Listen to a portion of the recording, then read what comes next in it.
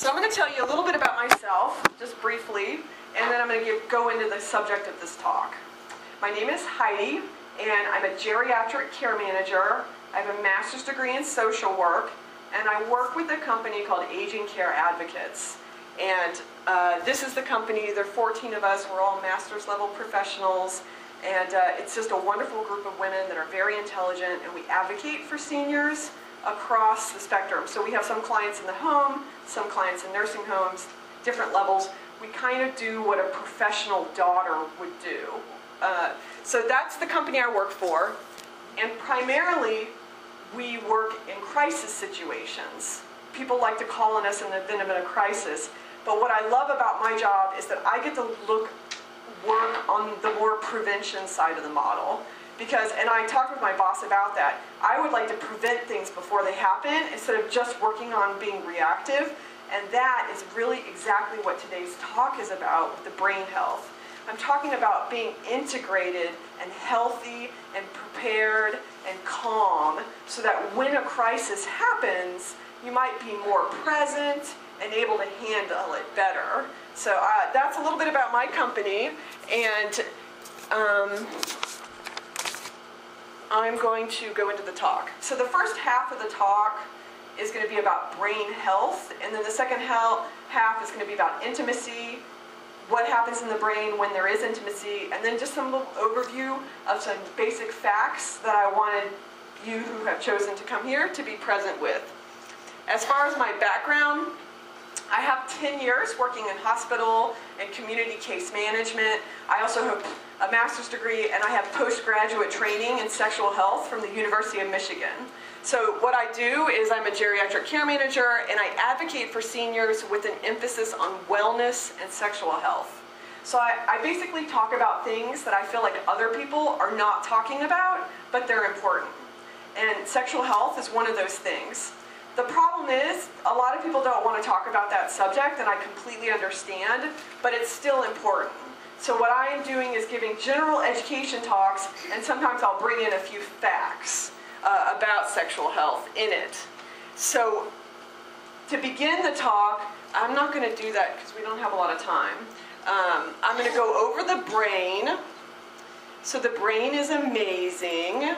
There's 100 billion brain cells. So there's as many neurons in the human brain as stars in the Milky Way. So that's the neurons are the brain cells in your brain. And the number of ways that information travels in the human brain is greater than the number of stars in the universe. So your brain is just amazing. That's just the summary of some basic facts about the brain. The most amazing thing I think about the brain is that it's capable of what's called neurogenesis and neuroplasticity across the lifespan. So I talk about those words later on in the presentation. I'm just going to jump to them. I don't go into them too much.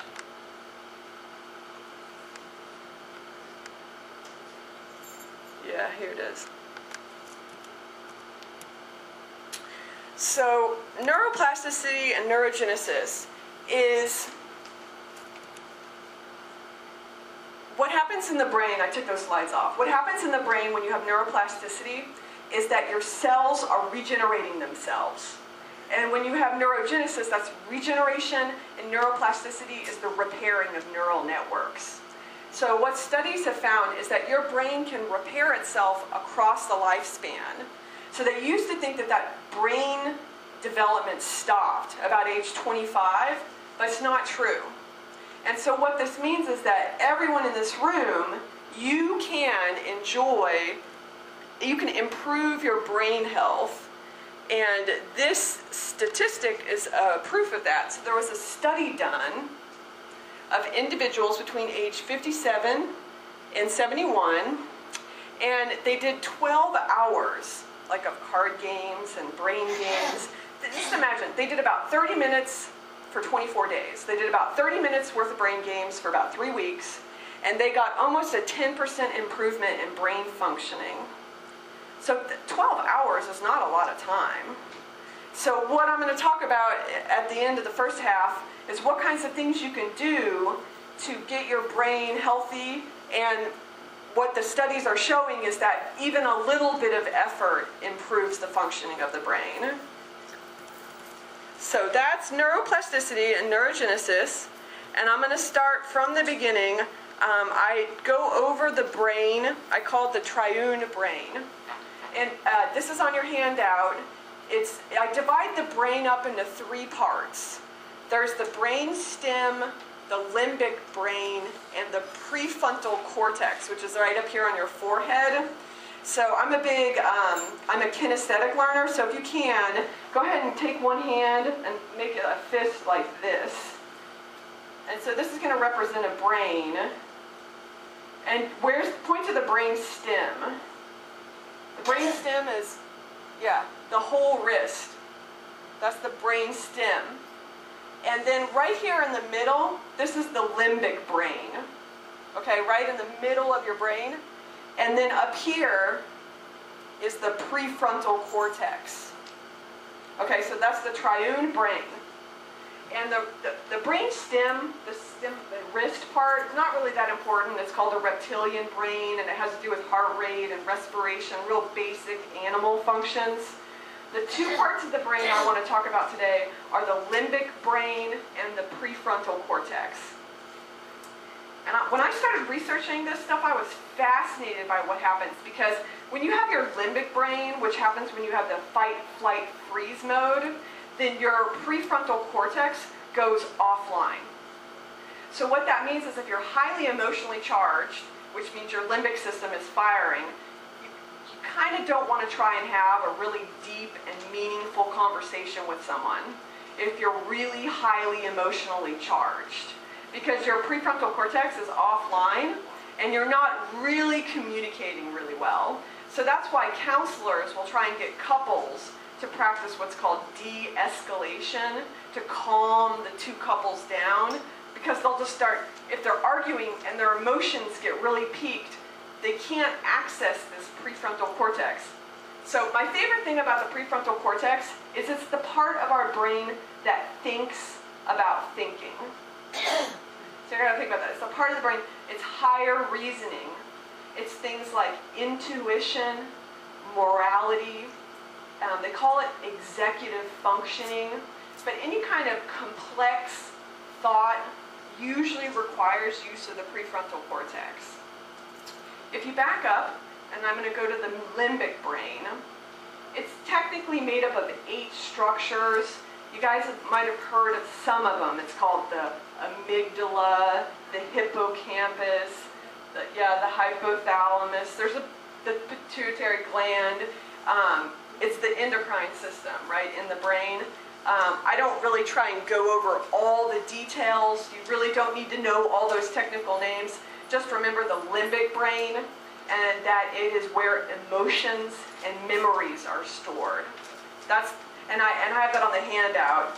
I say at the top, brain stem, think reptilian brain, and then I have limbic brain, and I say, think emotions and memories.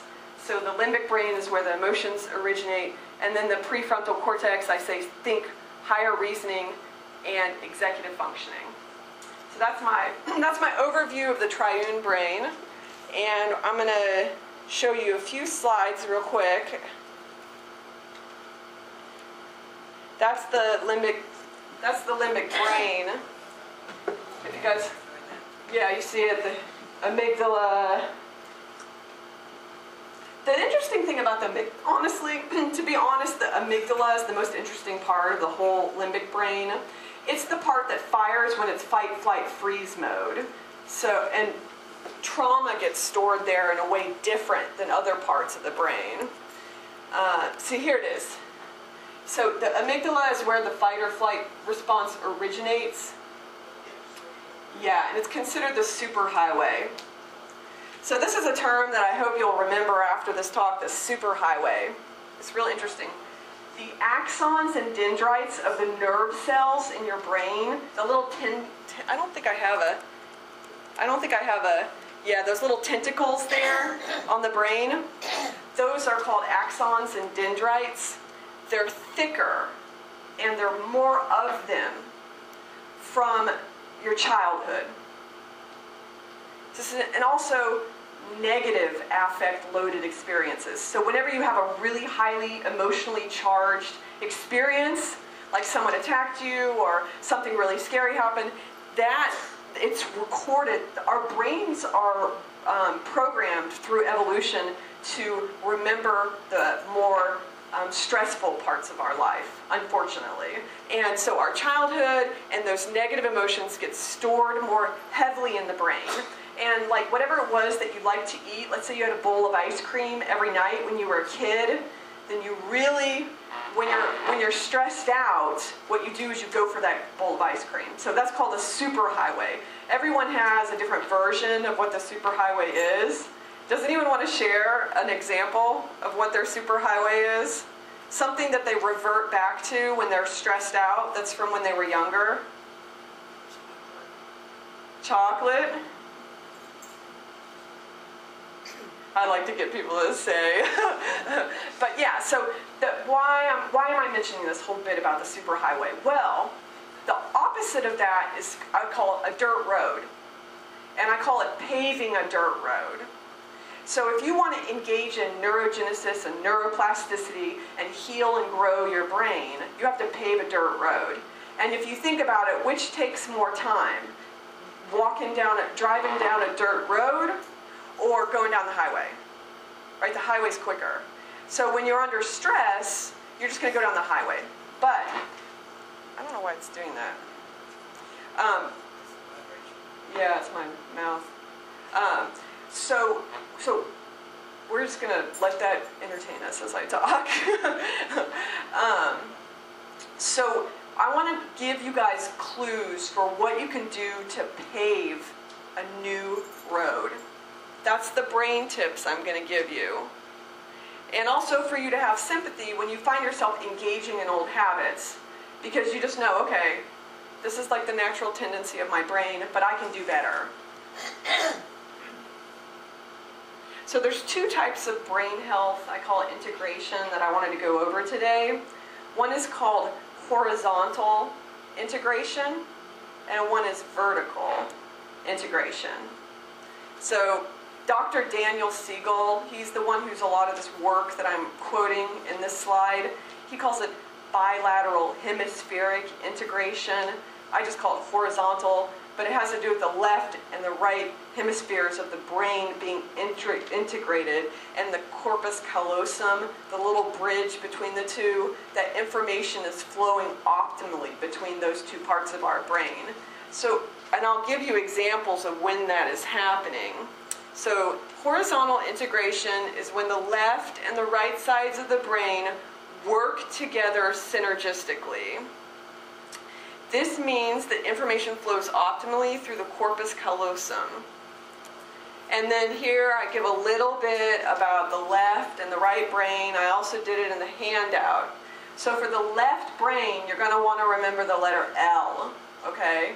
The left brain is logical, linear, literal, and it involves linguistic processing. So it's very logical. It likes to break things down into pieces. The right brain has to do with the whole gamut.